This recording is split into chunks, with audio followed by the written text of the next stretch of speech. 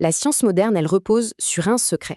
Enfin, un outil tellement puissant qu'il ne se contente pas de décrire le monde, il nous aide à le construire. Alors, de quoi s'agit-il? C'est ce qu'on va voir ensemble. Comment on fait pour prévoir le climat ou pour anticiper la trajectoire d'une pandémie? Comment on s'assure qu'un nouvel avion va voler en toute sécurité? Face à des questions aussi complexes, comment la science arrive-t-elle à nous donner des réponses concrètes sans se noyer dans un océan d'incertitudes? Eh bien, la réponse tient en un seul mot, le modèle. C'est un peu le héros méconnu de la science, le langage qu'elle utilise pour dialoguer avec la complexité du réel. Allez, voyons un peu comment cet outil extraordinaire fonctionne. Alors, qu'est-ce que c'est au juste un modèle? Il faut tout de suite oublier l'idée d'une copie parfaite. Non, un modèle, c'est avant tout une construction de l'esprit, une version de la réalité qu'on a volontairement simplifiée. Un modèle, ce n'est donc pas une photocopie du monde, c'est bien plus malin que ça. C'est une carte. Et ce qui rend une carte utile, ce n'est pas tant ce qu'elle montre, mais plutôt tout ce qu'elle omet. Elle va ignorer chaque arbre, chaque maison, pour nous montrer la forêt, la route. La modélisation, c'est précisément ça. C'est l'art de savoir dessiner la bonne carte pour le bon voyage. Et c'est là que réside tout le génie de la chose. La réalité, c'est un chaos infini. Le modèle, lui, vient mettre de l'ordre. Il choisit délibérément ce qu'il faut ignorer pour se concentrer sur ce qui est vraiment essentiel. Et cette simplicité, attention, ce n'est pas du tout une faiblesse, au contraire, c'est sa plus grande force. Cette idée, elle est vraiment fondamentale. Ça veut dire que la science ne fait pas que découvrir le monde tel qu'il est, elle le reconstruit pour qu'il devienne intelligible, pour qu'on puisse le comprendre. Un modèle, ce n'est pas juste un dessin. C'est une véritable machine à fabriquer du sens. Bon, d'accord, un modèle, ça simplifie. Mais concrètement, à quoi ça sert? Pourquoi cet outil est-il devenu si central en science? En fait, il remplit 3 fonctions qui sont absolument cruciales. Premièrement, donc, simplifier. Pensez au cœur humain. Si on le modélise comme une simple pompe, eh bien ça devient tout de suite compréhensible. Deuxièmement, prédire. C'est sans doute sa fonction la plus spectaculaire, que ce soit pour la météo de demain ou pour les tendances économiques. Et enfin, appliquer. C'est le modèle qui va transformer une équation abstraite en un pont, en un avion, en un satellite. C'est lui qui rend la science vraiment utile.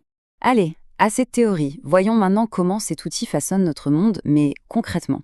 Parce que la modélisation, elle n'est pas juste enfermée dans les laboratoires, elle est absolument partout autour de nous. Prenons un enjeu majeur, le climat. Essayer de comprendre et de prédire son évolution serait tout simplement impossible sans des modèles d'une sophistication assez incroyable. Là, on parle de véritables monstres de calcul, ce qu'on appelle les Earth System Models. Ces modèles simulent l'ensemble du système terrestre, l'atmosphère, les océans, la glace, la végétation et même notre propre activité humaine.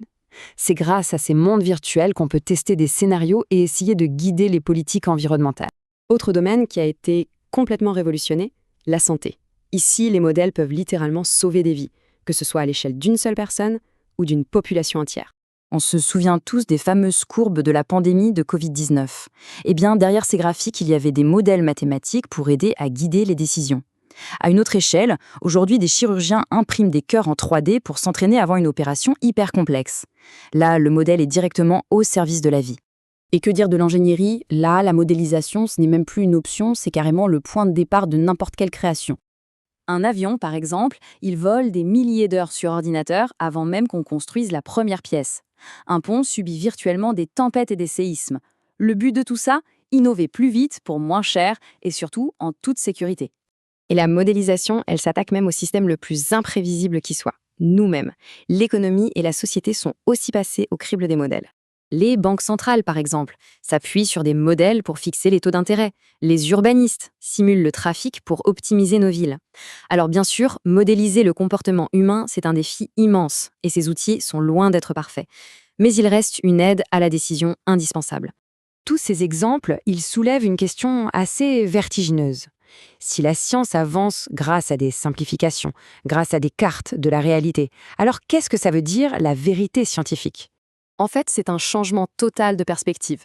On abandonne cette vieille idée que la science est une sorte de miroir parfait de la réalité. Et à la place, on adopte une vision beaucoup plus pragmatique. Un modèle n'est pas vrai parce qu'il est une copie exacte, mais parce qu'il est efficace. Est-ce qu'il explique bien? Est-ce qu'il prédit correctement? Est-ce qu'il fonctionne? La science devient alors moins une quête de la vérité finale et plus une amélioration constante de nos outils pour comprendre le monde. Mais attention, un outil aussi puissant a forcément un côté sombre. Et ignorer les limites de la modélisation serait non seulement une erreur, mais un véritable danger. Le danger numéro 1, on pourrait dire le péché capital du modélisateur, c'est de confondre la carte avec le territoire. C'est d'oublier que le modèle n'est qu'une simplification. Quand on oublie ça, un modèle économique peut justifier un désastre écologique. Un modèle sanitaire peut être pris pour une boule de cristal. La sagesse, c'est de toujours se demander qu'est-ce que ce modèle est en train d'ignorer. Ce qui nous laisse avec cette question pour finir. Si toute notre connaissance repose sur ces constructions, sur ces cartes de la réalité, alors est-ce que la science découvre le monde ou est-ce qu'elle l'invente? Ou peut-être finalement un peu des deux? La réponse n'est pas simple, c'est certain, mais la question elle-même change complètement notre regard sur ce que c'est que la connaissance. Merci d'avoir exploré ce sujet avec nous.